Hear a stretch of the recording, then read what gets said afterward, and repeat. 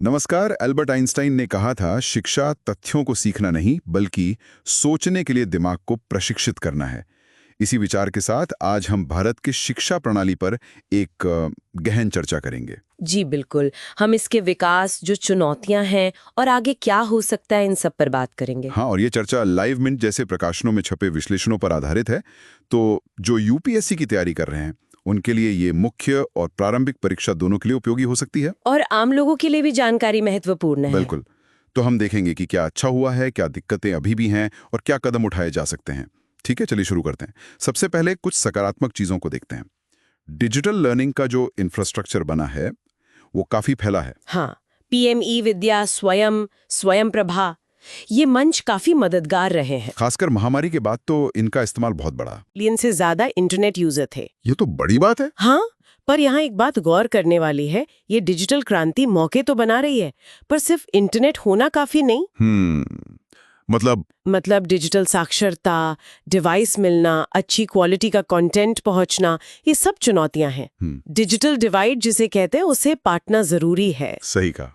अच्छा, दूसरा बड़ा बदलाव है कौशल विकास पर जोर। जी, वोकेशनल एजुकेशन। हाँ, नई शिक्षा नीति 2020 मतलब NEP 2020 वो एकेडमिक और व्यावसायिक पढ़ाई के बीच की दीवारें तोड़ने की बात करती है। बिल्कुल, यहाँ तक कि क्लास 6 से ही स्किल वाले कोर्स शुरू करने का सुझाव है। ये क्यों जरूरी लगता है आपको? देखिए, अगर हम इसे बड़ी तस्वीर में देखें तो ये भारत के युवाओं के लिए बहुत जरूरी है। स्किल्स गैप कम होगा, रोजगार मिलने की संभावना बढ़ेगी, और जो लक्ष्य है 2035 तक हायर एजुकेशन में 50% GER, ग्रॉस एनरोलमेंट रेशियो, वो भी इसी से जुड़ा है। डिग्री के साथ हुनर भी मिले। अच्छा, और एक और बुनियादी पहल है FLN मिशन। हाँ, बुनियादी साक्षरता और संख्या ज्ञान, फाउंडेशनल लिटरेसी एंड न्यूमरेसी। इसका लक्ष्य है कि तीसरी क्लास तक हर बच्चा पढ़ना, लिखना और बेसिक गणित सीख जाए। निपुण भारत मिशन इसी के लिए है।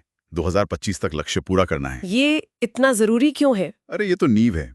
अगर शुरू में ही बच्चे पीछे रह गए पढ़ने लिखने, जोड़ने घटाने में, तो आगे सब कुछ मुश्किल हो जाता है। सही बात है। हालांकि इसे जमीन पर उतारना, मतलब ट्रेन शिक्षकों के साथ, वो एक चुनौती है। बिल्कुल, और यहीं से हम चुनौतियों पर आ जाते हैं। इतनी अच्छी पहलों के बावजूद क्वालिटी एजुकेशन सब तक बराबर नहीं पहुंच रही। हाँ, शहर और गांव का फर्क तो साफ दिखता है। आंकड़े भी यही दिखाते हैं। ग्रामीण स्कूलों में सिर्फ समझ लीजिए 18-19% में इंटरनेट है, शहरों में करीब 47%। और ड्रॉप आउट रेट वो भी ज्यादा है गाँव में। 2020-21 में करीब 37% बच्चे स्कूल छोड़ रहे थे। ये बहुत चिंताजनक है। ये सिर्फ आंकड़े नहीं है, ये सीधे सीधे अवसरों की असमानता है। खासकर जो हाशिए पर हैं, उन समुदायों के बच्चों के लिए। तो फिर समावेशी विकास कैसे होगा? एक बड़ा सवाल है। अच्छा, पहुंच की बात तो हुई, पर स्कूलों के अंदर क्या चल रहा है? वो रट्टा मारने वाली पढ़ाई, हाँ, रोट लर्निंग और सिर्फ एग्जाम पर फोकस, ये बहुत पुरानी समस्या है। AACR 2023 की रिपोर्ट भी तो कुछ ऐसा ही बता रही थी। जी, कि 14-18 साल के करीब 25% किशोर दूसरी क्लास की किताब भी ढंग से नहीं पढ़ पाते अपनी भाषा में, और सिर्फ 57% अंग्रेजी वाक्य पढ़ पाते हैं। मतलब फोकस समझने पे कम, नंबर लाने पे ज्यादा है। बिल्कुल। और इससे होता क्या है, क्रिटिकल थिंकिंग, क्रिएटिविटी, ये सब दब जाता है। और बच्चों पे प्रेशर अलग। हाँ, मानसिक दबाव बहुत ज्यादा। हमें सिर्फ सिलेबस नहीं, मूल्यांकन के तरीके भी बदलने होंगे। सही। इसी से जुड़ा है शिक्षकों का मुद्दा, उनकी कमी और ट्रेनिंग। हाँ, नीति आयोग की रिपोर्ट थी 2023 की जी, कि 10 लाख से ज्यादा शिक्षकों के पद खाली हैं, ज्यादातर गांव में। वो पंचायत वेब सीरीज वाली स्थिति कई जगह हकीकत के करीब है। शायद। हाँ, NSIHT जैसे कार्यक्रम से ट्रेनिंग तो दी गई है लाखों शिक्षकों को, पर क्या वो काफी है? क्या वो लगातार हो रही है? वही सवाल है। क्या ट्रेनिंग असरदार है, आज की जरूरतों के हिसाब से है? शिक्षकों को लगातार मदद और अच्छे संसाधन चाहिए, सिर्फ ट्रेनिंग नहीं। तो आगे का रास्ता क्या दिखता है संक्षेप में? NEP 2020 जो कहती है, एक लचीला होलिस्टिक कुरिकुलम, रटने के बजाय समझने, विश्लेषण करने पर जोर। और एक और बात, छात्रों का मानसिक स्वास्थ्य। हाँ, वो बहुत ही जरूरी है। NCRB के आंकड़े देखिए, 2023 में 13,000 से ज्यादा छात्रों ने आत्महत्या की। 13,000? ये तो बहुत दुखद है। और इसमें पढ़ाई का दबाव एक बड़ा कारण बताया गया। तो स्कूलों कॉलेजों में मेंटल हेल्थ सपोर्ट, काउंसलिंग, ये सब बहुत मजबूत करना होगा।